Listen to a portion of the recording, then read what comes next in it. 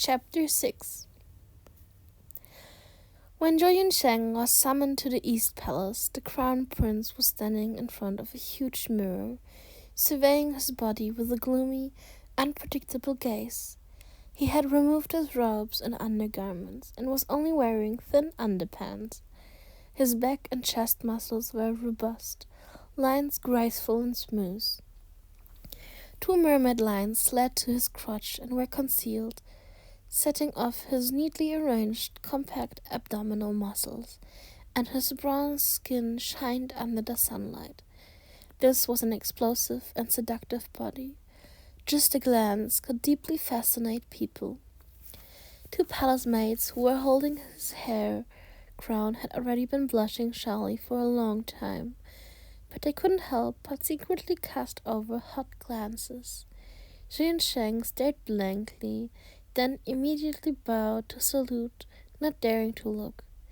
He liked strong, handsome men, and the Crown Prince happened to be his favorite kind of man. "Here you are." The Crown Prince dismissed the attendants and slowly asked, while gently stroking his abdominal muscles, "Look at this physique. Can it be considered perfect?" Zhou Yunsheng glanced at him, then nodded. The Crown Prince laughed coldly. "What a pity. The outside is perfect, but the inside is already corroded until nothing is left." Speaking here, the ruthlessness, hatred, despair, and madness, and other negative emotions hidden in the Crown Prince's eye were released, cascading, squeezing the air, making it tough to breathe. Zhou Yunsheng closed his eyes and warmly said, "If your Highness can quit Hanshi-san and properly recuperate for a few years, your body still has the possibility of recovery." "Only a possibility." The Crown Prince draped on his robe, and slowly walked over. The full 10-centimeter height difference and innate strong oppression made Zhou Yunsheng feel slightly out of sorts. "If you don't quit, it is equivalent to using poison to quench the thirst. After 5 years, your Highness will certainly die." Zhou Yunsheng had no choice but to retreat 2 steps, leaving the space of his hormonal radiation. The Crown Prince was silent for a long time. Then he finally waved his hand and said, "So be it, I will quit." Zhou Yunsheng bowed and cupped his hand, earnestly requesting, "Then please, your Highness, bestow a directive document stating that during this period of rehabilitation, regardless of how the small official's action towards you may seem disrespectful, you will not punish the small official for this crime." The Crown Prince didn't answer, only looking at him with deep, unpredictable eyes. Zhou Yunsheng continued, "If your Highness has an accident, this small official will accompany your Highness to the Yellow Springs." After saying this, he raised his head, looking over with clear-as-water eyes. The Crown Prince seemed to be touched by him. His frosty expression warmed slightly. After a while, he nodded. "Bring the inkstone and paper." In the blink of an eye, half a year passed. This day, Zhou Yunsheng untied the silk rope, binding the Crown Prince's limb, and let out a murky breath. "How does your Highness feel?" He delicately smeared ointment on the man's red and chafed wrists. The Crown Prince put his hands on his knees, staring at his gentle movements, declining to comment. How did it feel? From strong, he once again became weak. It naturally felt very uncomfortable, not to mention the bone-crushing, heart-gouging pain he'd experienced for half a year. But compared to his heavy body, his mind was unprecedentedly sober. He'd reviewed all kinds of things from his past, and it was like waking up from a deep dream, falling back to earth. How many years can I live? He knew that even if he quit the drug, he'd probably lost several years of his lifespan. The small official doesn't know, but it should be fine as long as you are well maintained. Well maintained? In my position, how can my heart settle down for maintenance? The Crown Prince chuckled, eyes full of ridicule. Jean Sheng had no words. He bowed his head and retreated. The sober Crown Prince was far more difficult to get along with than the mad Crown Prince. In the past, although he was temperamental, his mood could be seen at a glance. Now he was deep as a dry well. No matter how his emotion fluctuated, he didn't reveal the slightest clue. Just like a peerless sword polished to completion, covering the edge but killing invisibly. In these 6 months, he had secluded himself in the East Palace on the basis of illness, not only using the trick of injuring oneself to gain the enemy's confidence in order to recuperate the Tianshan Emperor's favor, he also arranged for second, third, and fourth prince to make successive mistakes and frequently make impulsive decisions. Their prestige in the court was greatly reduced, and the rest of the princes were affected, also obediently playing their part. He seemed to have returned to the past wise and brilliant air, but only Zhou Yunsheng knew that his heart had transformed. All his kindness had dissipated like dust in the wind, and only resentment remained. The Crown Prince saw that he was distancing himself from him more and more, and his expression was somewhat gloomy.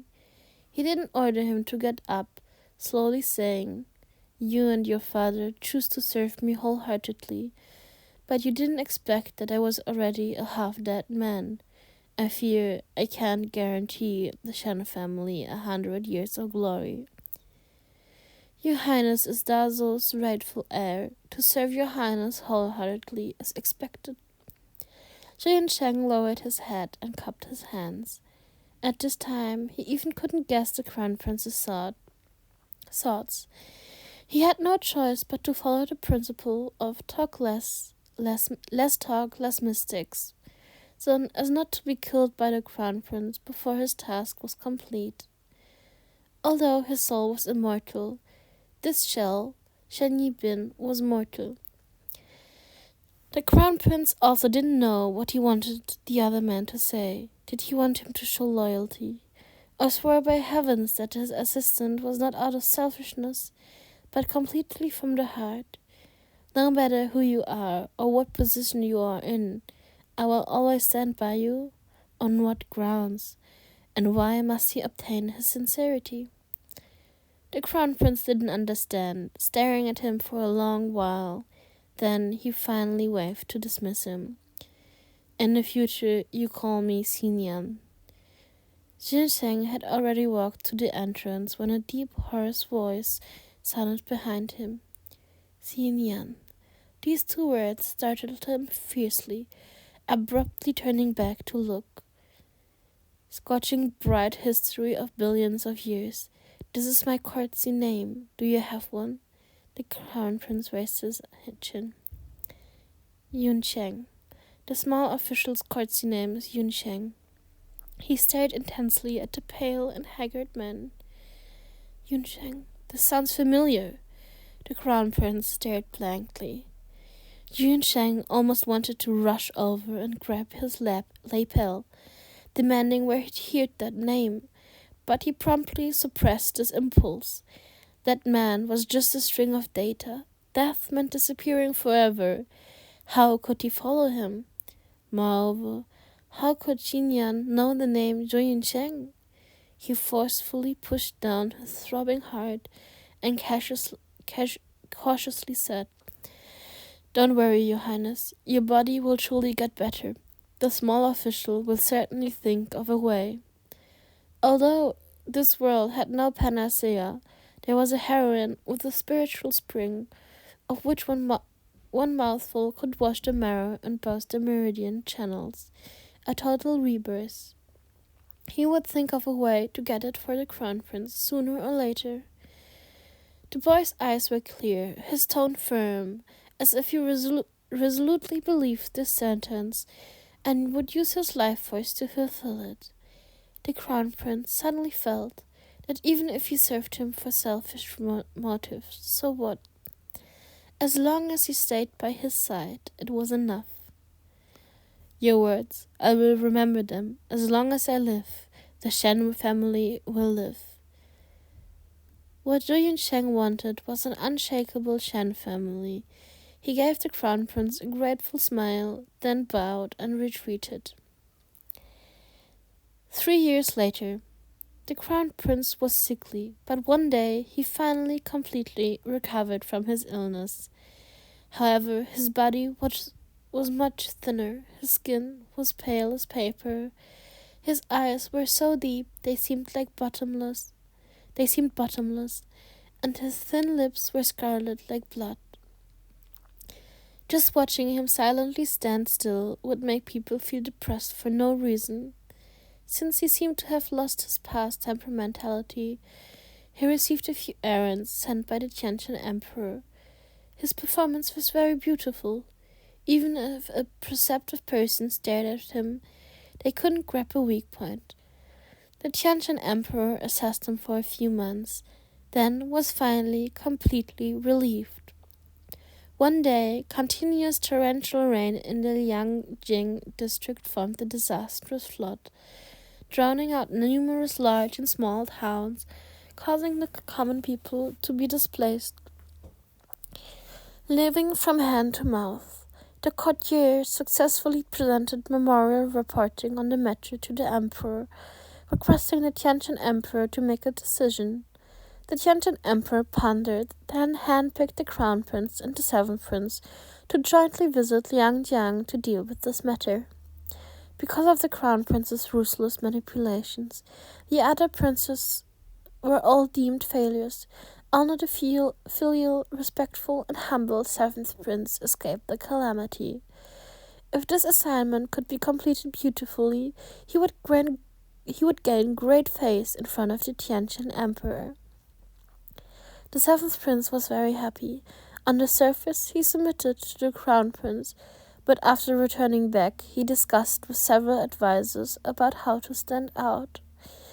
Zhou Yunsheng, who had already been promoted to assistant minister in the Ministry of Works, accompanied them. They traveled to Liangjiang. The flood was still wreaking havoc. The Inspector General of Liangjiang, Yu Baotian, personally went to the disaster area to appease the people and inspect the situation. When he heard that the crown prince was gracing them with his presence, he promptly set up a banquet at the official residence to entertain them. Calling it a banquet was a bit exaggerated. It was spread out on a ragged round table, with several missing dishes, cold steamed buns, and a few pickled vegetables. If there was no cheap tea to wash it down the throat, it was indeed a choking hazard. When the crown prince saw this banquet, his expression turned gloomy, but the seventh prince was tranquil. Yu Baotian pretended not to notice, respectfully serving the crown prince cold and hard steamed buns and a few sakai, saying, "Due to the rampaging flood obstructing the roads, the rations in this town are exhausted. This minister really couldn't find good wine to accompany your highness's meal. This minister begs your highness's forgiveness." Due to quitting Hanshi-san, the crown prince had long given up heavy drinking, but in the eyes of the world he was still the formal, licentious heir who only found joy in wine. Yu Baotian was an upright and plain-spoken man. He was quite critical of the crown prince's wanton and unrestrained behavior, so he'd presented several memorials to the emperor, requesting abolishment of this crown prince. He could be considered a thorn in the crown prince's side. The two men disliked each other and confronted each other in secret upon arrival. The crown prince was expressionless, but his eyes exposed a threat of hostility. The seventh prince was silent, waiting for the crown prince to launch an attack. Yu Baotian was a first-class, talented official in Dazhou. He was also the Tianqian Emperor's confidant, of great importance to this disaster's relief. If the Crown Prince punished the most capable assistant as soon as they arrived, this assignment would surely be ruined. This would give him a chance to come out ahead. The Crown Prince slapped down his chopstick and was preparing to speak when a warm and delicate palm held his hand under the table. His mind slightly stumbled, but his face didn't leak his thoughts, merely glancing quickly at Zhou Yunsheng sitting beside him. After 3 years, the youth was just over 20 years old. His facial features had opened up and looked more and more like precious jade, incomparably beautiful, with a pair of sparkling eyes that were quietly casting over a calming look. This look caused the Crown Prince's heart to tremble and also feel an unbearable itchiness. The Crown Prince turned over his hand to return his hold and gently squeezed, slowly saying, "Official Yu is not stationed in Beijing, so he surely doesn't know that I have been sober for several years. Now the people are suffering, and I feel their pain. Even if I hadn't quit alcohol, I would still feel as if a fishbone was stuck in my throat and wouldn't be able to taste my food. I can still eat a few cold steamed buns, but don't you know that the common people have long reached the point of starvation? Put away this banquet. First let us distribute the rations I brought to each and every county. Aiding the people is like putting out a fire. It can't be delayed." Yu Baotian was stunned. He couldn't believe that these words were coming from the extravagant crown prince's mouth. The seventh prince was also stunned, staring at his older brother.